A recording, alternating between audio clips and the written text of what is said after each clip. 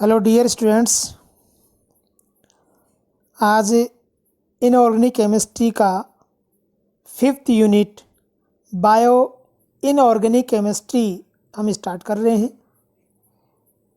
Bio inorganic chemistry biochemistry का एक branch है।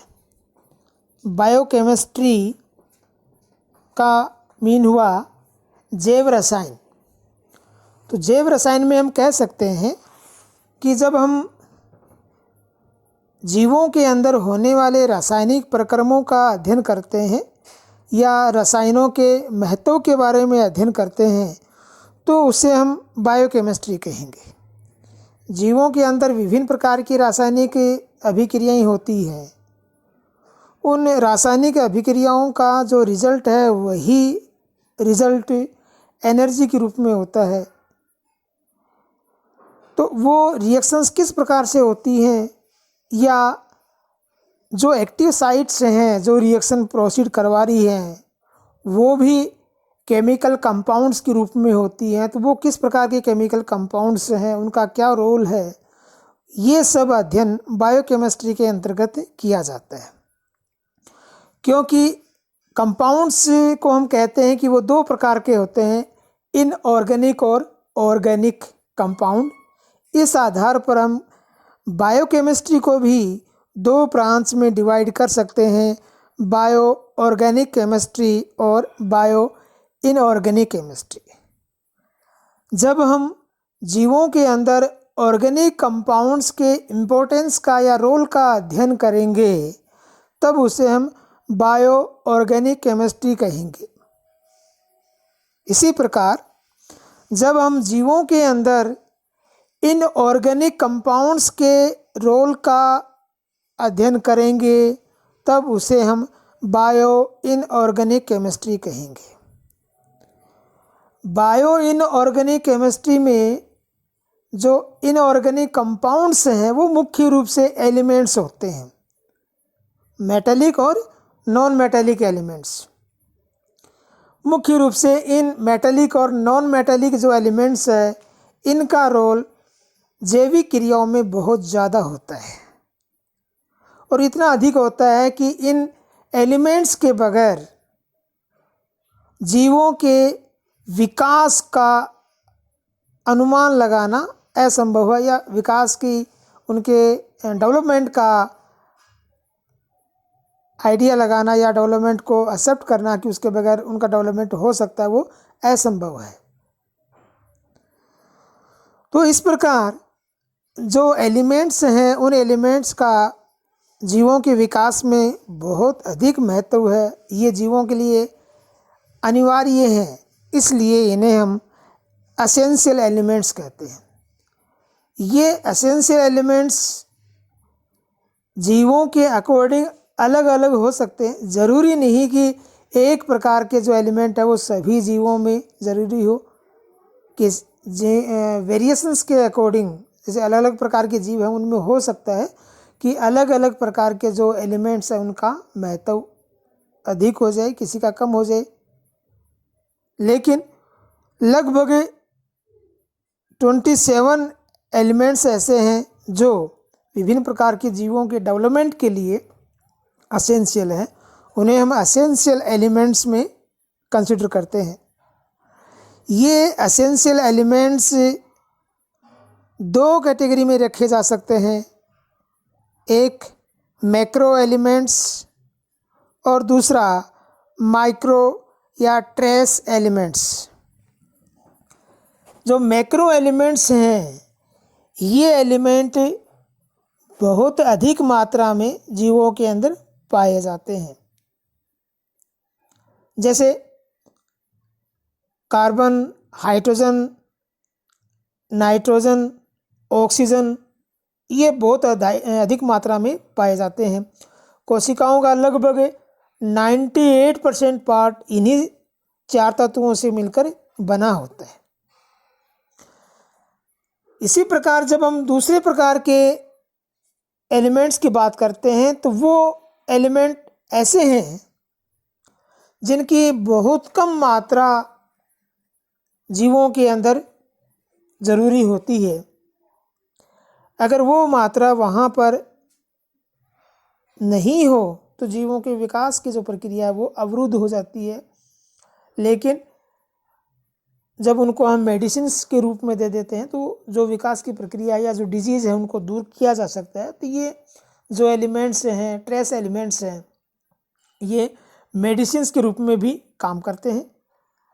ये लगभग 16 एलिमेंट्स हैं जिनमें मेटल्स और नॉन मेटल्स हैं।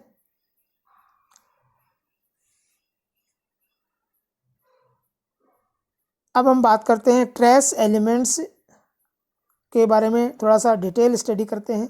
तो मेटल्स को हमने ट्रेस एलिमेंट्स को हमने दो कैटेगरी में डिवाइड किया, मेटल्स और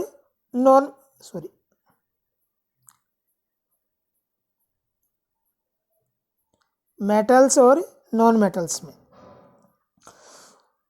जो मेटल्स हैं ये मुख्य रूप से जब हम देखेंगे तो मेटल्स के रूप में जो फर्स्ट ट्रांजिशन सीरीज है, उस ट्रांजिशन सीरीज के जो मेटल्स हैं वो बहुत अधिक मात्रा में इस ग्रुप में शामिल हैं, जैसे vanadium, chromium, manganese, iron, cobalt, zinc, इस तरह के। और नॉन मेटल्स में iodide ion, fluoride ion, boron, silicon, arsenic, इस प्रकार के, सिलेनियम, इस प्रकार के नॉन मेटल्स भी हैं ट्रेस एलिमेंट्स के रूप में। जब हम मेटल्स की बात करते हैं तो ये जो मेटल्स हैं वह मेटेलिक प्रोटीन्स के रूप में पाए जाते हैं। अधिकांश जो मेटल्स हैं वो मेटेलिक प्रोटीन्स के रूप में पाए जाते हैं। और ये जो मेटेलिक प्रोटीन्स हैं इनके द्वारा ही जो एंजाइम्स हैं उन एंजाइम्स का निर्माण होता है। और ये एंजाइम विभिन्न प्रकार की प्रक्रियाओं में एक्टिव पार्टिसिपेंट होते हैं।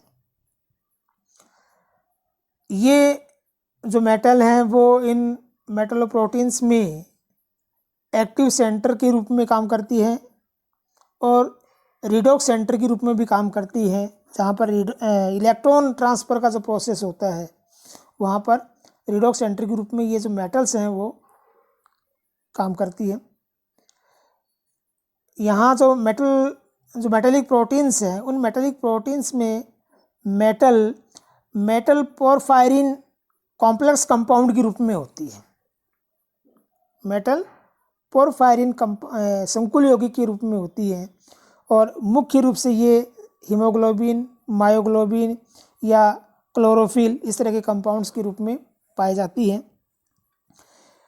जब हम नॉन मेटल्स की बात करते हैं तो नॉन मेटल्स में जैसे आयोडाइड आयन है, ये आयोडाइड आयन थायराइड ग्लैंड के प्रॉपर फंक्शनिंग के लिए ज़रूरी होता है।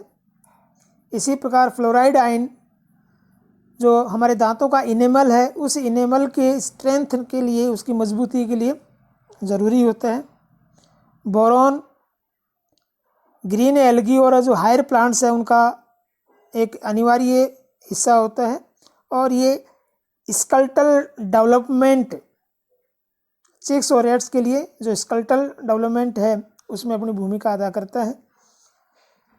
सिलेनियम एसेंशियल है हायर प्लांट्स के लिए। इसी प्रकार arsenic red algae, chicken, rat, pig, goat और ह्यूमन बीइंग में भी इनकी इम्पोर्टेंस है, उनके लिए एसेंशियल होता है।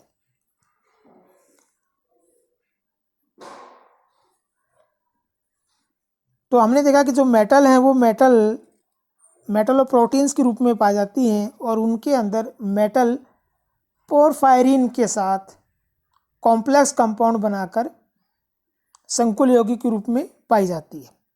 तो ये मेटल पोरफायरिन किस प्रकार से है, तो यहाँ पर हम ये स्ट्रक्चर देख रहे हैं कि यहाँ पर ये पोरफायरिन रिंग है। तो ये पोरफायरिन जो रिंग है ये लिगेंड के रूप में काम कर रहा है और ये मेटल आयन के साथ इंटरेक्शन करके कॉम्प्लेक्स कंपाउंड का निर्माण कर लेते हैं।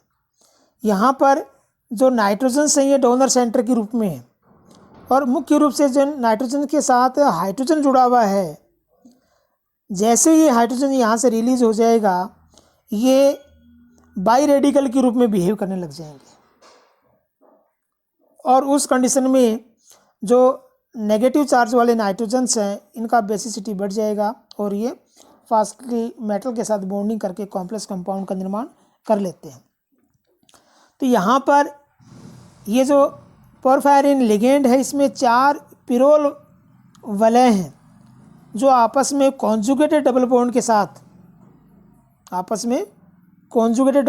साथ आपस में जुड़ी हुई है, और इनके इस प्रकार जुड़ने से इनके सेंटर में एक कैविटी बन जाती है। और ये जो कैविटी है इसका व्यास लगभग 2 एंगस्ट्रॉम होता है, और इस प्रकार एक निश्चित आकार साइज वाला जो कैविटी बन गया, इस कैविटी में केवल वही आयन आ सकते हैं जिनका साइज इसमें फिट होता हो या इसके आकार से थोड़ा सा कम हो, इसके आकार से बड़ा नहीं हो।